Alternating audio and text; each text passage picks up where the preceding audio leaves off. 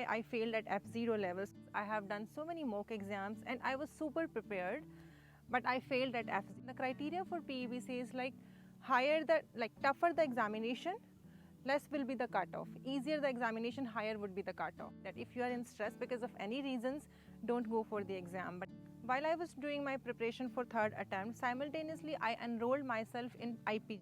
Then I came to F0, which was closest to pass, and then finally I passed. Hello everyone. So in this video I will let you know about my process to pass the PEBC qualifying examination, that is MCQ. Actually, I couldn't pass in my first as well as in second attempt. It was my third attempt in which I passed. So I'll try to let you know about my failures as well as my success. As I already made one of the videos which is related to specifically MCQ, what are the procedure, tips and tricks. If you want to see that video, you are most welcome to see that video.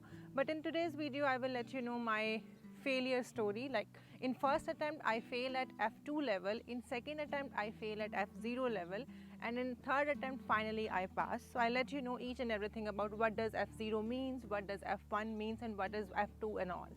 Actually, whenever the results comes from the PEBC, they won't let you know how much percentage or how much marks exactly you have got in your examination.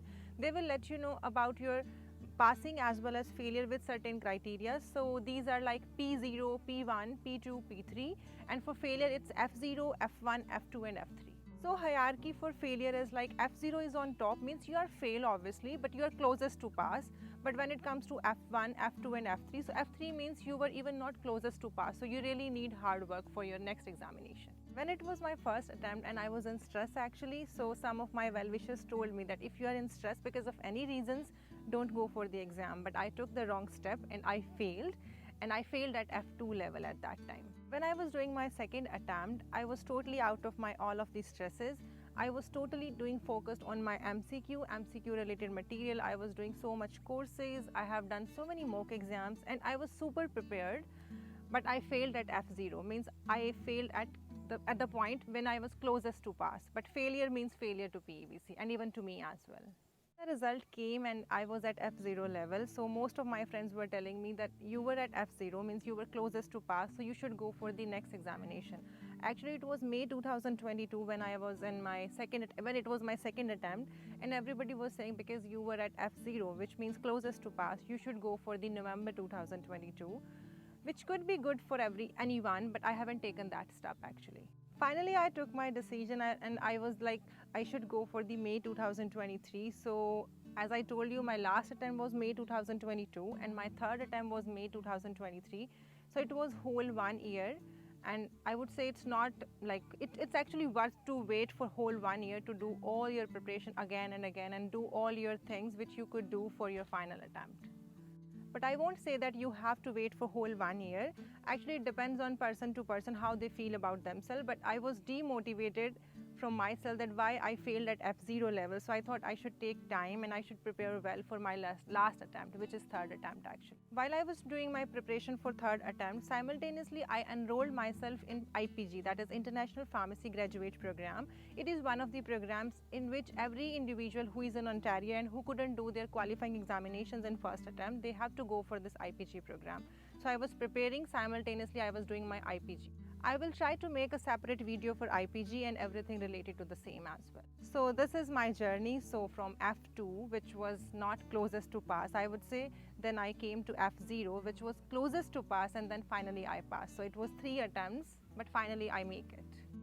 Actually, I really don't know why I failed at my second attempt, that is F0 level. I was super confident because when I was doing my examination and I came from the examination hall, I was super happy. Reason, I knew that those calculations were done by me and I knew the answers as well. Means I was pretty sure that all the calculations are right and examination was super easy for me. But in PEBC, there are actually 4 days, and in 4 days there would be different examination, and the criteria for PEBC is like tougher the examination, less will be the cutoff. Easier the examination, higher would be the cutoff. So might be when I was thinking it's easy for me, this could be super easy for someone, which makes the cutoff too high. That's why I was about to pass, but I couldn't pass. Then I realized that even I'm doing great from my side, there are some people who are doing much better than me, and even the exam was easy for me. It could be super easy for someone, which makes the cutoff really high and which makes me to fail at F0 level. So I think about it and I try to do more and more practice. I was doing the same thing, like same course, same question bank, everything was same, but simultaneously I was in IPG, so that really makes me to do more and more up to date related to most of the courses, let's say for hypertension, for Diabetes Canada. So in IPG I was able to get recent and update guidelines for those things. So I was doing IPG plus I was doing everything the same, but more and more practice. That makes me like more confident, and I go for the May 2023 and finally I pass the third attempt. In short, I just want to say that if you are not fully confident, just don't go for the examination. It's not about time and money, it's about attempt as well, and you only have 3 attempts at all. And I would say don't get demotivated from my story. There are so many people who pass in their first attempt as well. So just keep focus on your study and do everything which you could do for MCQ examination.